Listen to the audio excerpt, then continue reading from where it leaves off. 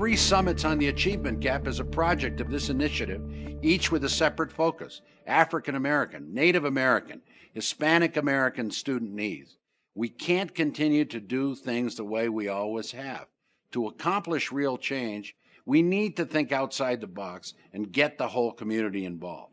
The main purpose of the summit was to ask the statewide community for new ideas and have their support to take action. High expectations for all students. So who would be responsible of doing this? Would it be the students themselves, the community as adults? We're targeting the students that are in need. Every person invited was identified by members of their own communities as creative, bold, collaborative, and effective. 1/4 of participants at each summit were students. They must be empowered to take part in discussions about their own future. The process began with identifying the stakeholders. In terms of voices, we wanted to hear from parents, we wanted to hear from students. I'm looking for 3 things. 1, what can we implement in the classroom immediately, like today, like tomorrow? What can be implemented immediately in the community? What parental involvement can we do to keep these kids in school, to motivate? Number 3, what can be considered for legislative action?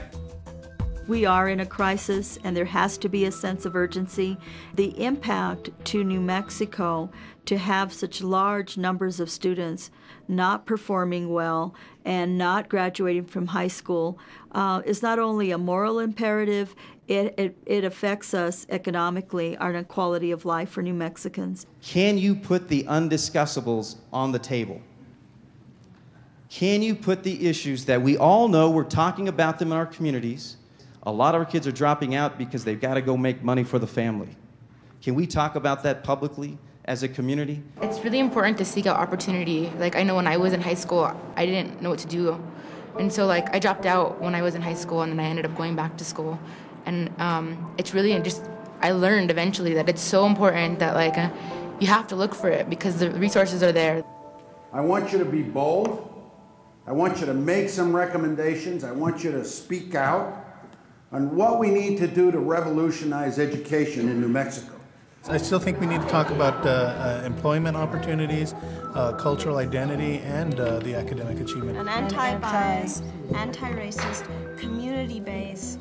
Partnerships, agreements, whatever you want to call it, has to be developed. And I guess the bottom line is accountability, meaning parents, staff, teachers, educators, students. Yeah, I think if they had more education on the significance and what they can do if not they have the high school diploma. Competition makes you better. And at schools, maybe you should form like study groups to where you get together and you compete against each other as far as grades.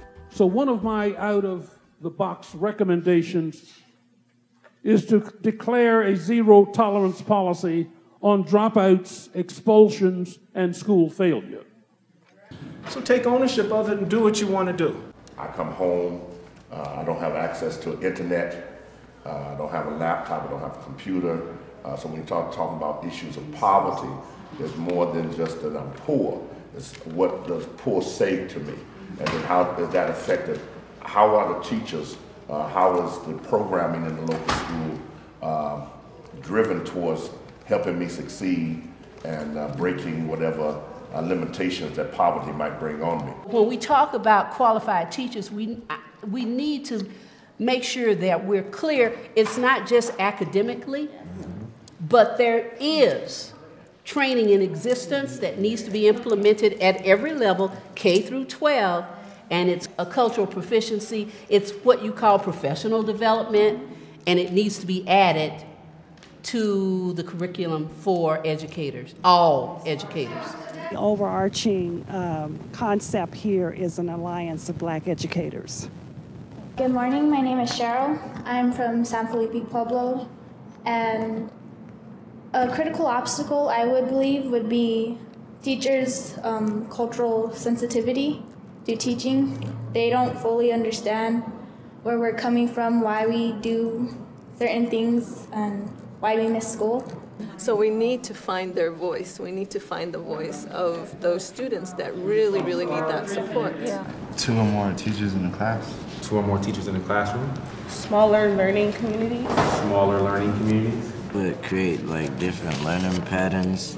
I think the teachers should be able to meet with like the students like at the beginning of the year or something and like talk over how they think they should go about doing things, because not everyone learns the same. Because a lot of times they don't get certain subjects that the teacher is talking about, so the teacher takes time after school to go and tutor a small class of kids that just show up. The tribe should be able to be allowed to get report cards from tribal member students and look at those report cards and see how their students are doing, because that's their students, that's their future.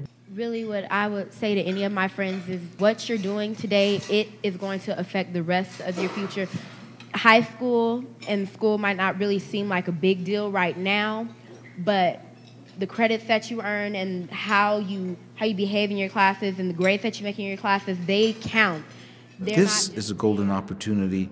Having the student participation and the adult, when they came together, they were able to get something that we very seldom hear from, and that is the student, the one that's going to be affected by most of these situations and not by the adults. In the technology, if the teacher, for example, puts the lecture on the web, like on YouTube or some website, you can get that from home and you don't miss that homework. And just bring the technology into the classroom, because the technology is already used worldwide. The commonality is that students are talking about maybe we need to change and make some rules that affect student outcome based on what they feel are the most important issues. Don't dumb down the classes. Don't just try to make it easy for me to graduate, because I really want something when I leave here.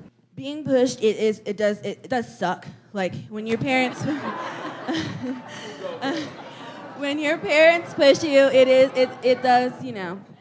But in the long run, it does help. Just like when you get in trouble. We need to ensure that our children come to school ready to learn. So how can we create access and early learning opportunities for all of our children?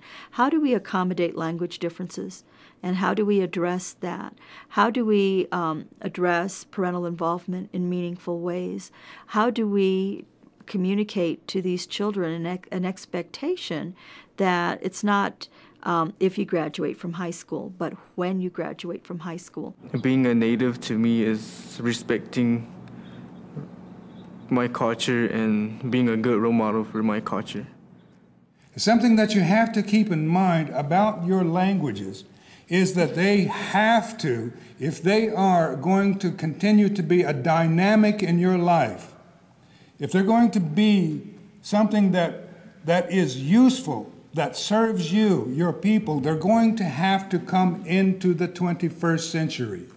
There are unique challenges for each ethnicity and for each focus of the achievement gap, but I think that there are more similarities than differences, and I think we always have to keep that in mind. Some of the biggest education challenges facing Native American youth in New Mexico, I believe, is self-esteem and motivation. Not a lot of kids have that motivation from parents or people within their community to do better and fulfill their full potential. From the very first breath of a child's life, teaching those traditions, those values is the role of parents, us as parents. We are the first and will always be the most important educators to our children. And like we say in Tewa, kaheng he wanambite te papa indimu ine hawi. Since the beginning of time, our elders, our ancestors have brought forth our language, our culture, our songs, our traditions, our stories on their backs. And now it's in the palm of our hands. It's our responsibility now to take those things forward so that they're not forgotten. Redefining what success and achievement means for our students. So the assessment piece is a humongous piece, but there's things that we can do now, and there's things that we have to look at into the future. Looking at what are the success indicators for our communities and our students. Do we want them to achieve well on this NMSBA test, and which I know we all do, but but we also want them to learn their language. We want them to be able to go home to their communities and know their culture and their language. General cultural competence, and however we define that among teachers, or instructing curriculum can fit into that as well. So students see themselves reflected in curriculum and have a relationships with teachers.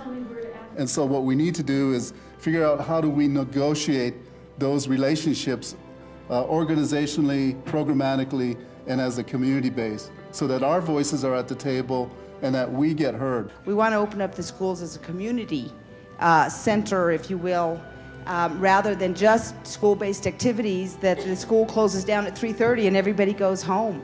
And we don't have a sense of attachment to our school districts that way. At the end of the day, each summit was a call to action.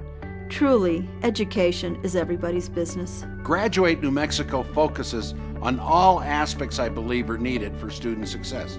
Accountability, quality teachers, early learning, closing the achievement gap, parent and community involvement, 21st century classrooms, college and career readiness.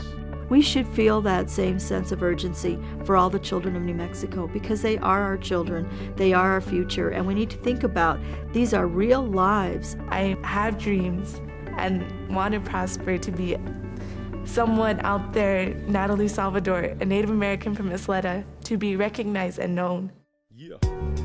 Yeah. September 11, 2009.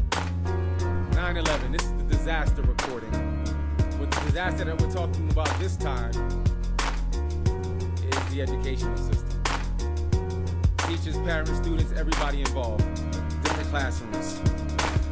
Not a teacher, but I teach. Have taught and still do, but now the classrooms are different. Force back the patient from doctorate, from masters to novice, from professor to scholar, from teacher to college, the high school problem child. Now the students have the knowledge, and we're catching up. I've sat in labs with 22 separate experiments, conducting experiments, and a few antisocial reactions going wrong had me wondering what their parents meant or didn't mean when they had them. But the feeling is mutual.